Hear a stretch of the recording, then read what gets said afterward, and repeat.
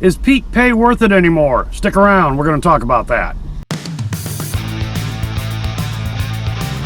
Hey everybody, how you doing? Dash and Dave here again.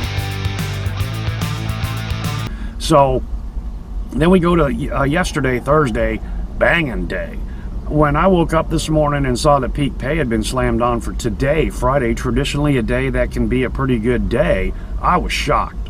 And I mean, they've got it through the whole weekend just about. So this is where the experimentation comes into play. How does today pan out versus yesterday, Thursday, with no peak pay, versus Monday with peak pay, yada, yada, yada. So, all right, it's 10:53. We got 6 more minutes of $2.50 peak pay to 10:59, Friday, June 10th. And it's been slow. $34.65 on Doordash, $18.82 on Uber Eats for a total of $53.47. Divided by 2.5 hours is $21.38. Okay, not bad. I mean, I've been sitting a lot. Very few jobs. I can tell you here real quickly. I've done 4 Doordash jobs at $2.50 peak pay. That's $10. So $10 of that $36 is peak pay. But I can't help but wonder, and of course we'll never know because we can't go back and reset and take away peak pay and see what happens. I just can't help but think, based on what I think I've been seeing, had we not had the peak pay, I probably would have been pretty close to that $36, a little bit short, but pretty close to that, with the multiple job offers that I would have had there not been peak pay and everybody out here chasing that $2.50. Okay, tropical smoothie, 0.8 miles, 6 1/4. Remember, that's with $2.50 peak pay. Where's it going? 0.8 miles. I know where that is. I've been there before. So yeah, this will be the one. We got it's 10:55. We got 4 minutes to go. What's the odds of getting another one in here? Get a screenshot of it. 13 seconds to go. Tropical smoothie, it'll be ready. Love the girls there, so I'm going to go ahead and take that one under the wire. Call that the one under the wire. Yep, thank you. I'm right here across the street. But anyway, yeah, I just can't help but think that the peak pay is bringing out more people than they really need. And again, I kind of understand that when it's this slow and not a lot of dashers are out here, Tony and everybody wants to get the dashers out here in order to take care of the customers that are out here, especially the cheap ones. And when you throw on $2.50, some of the jobs that you normally wouldn't take, you will take with the $2.50. That's what I've been doing. Usually I strip off the peak pay. Today I've been taking whatever's good. All right, so we're going to call this a wrap-up of is the peak pay worth it? We're going to call this part 2. It's going to be kind of a little bit of a letdown. That's why you see the video length is so short.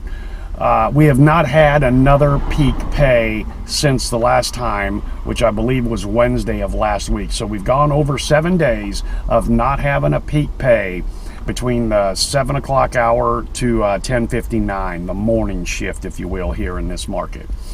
And I kind of like that what I was describing is when they were throwing out $2.50 and $3.50 peak pay during super slow times when it was cool gray on the heat map, in order to draw us out there, in order to get what few deliveries there were made, that forced us to fight for scraps on the table. Whereas on similar busy days, or not so busy days, I had a great day out here for 8 hours because I was able to pick and choose much more to my strategy without having to worry about peak pay, and made roughly the same amount of money minus the peak pay as if it was a peak pay day. So yeah, that one day peak pay was worth $21 to $24 for the whole shift, which was, you know, really nice on the total for the day.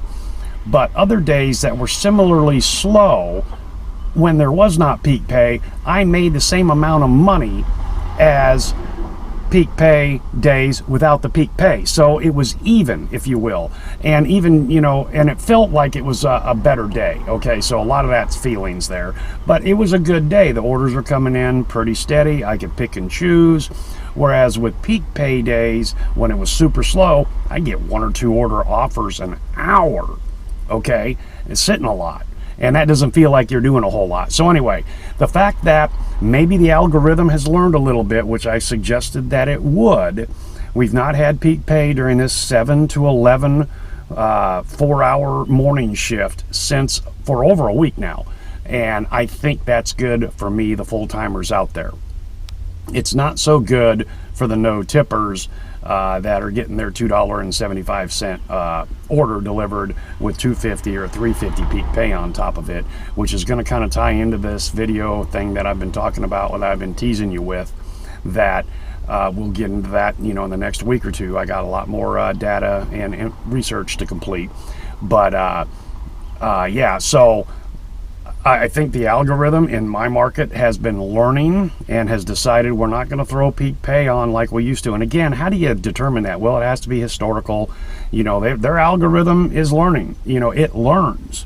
And so anyway, I think just a little bit, this kind of supports my theory and my feeling and my wish that I wish they weren't putting out peak pay during this morning segment of the day, because for me, I think it's better for me if they don't. Okay, so anyway, so I don't really have any numbers to show you, because again, I was anticipating some peak pay on some of these slower days in order to get some more data and some more numbers, and it has not happened.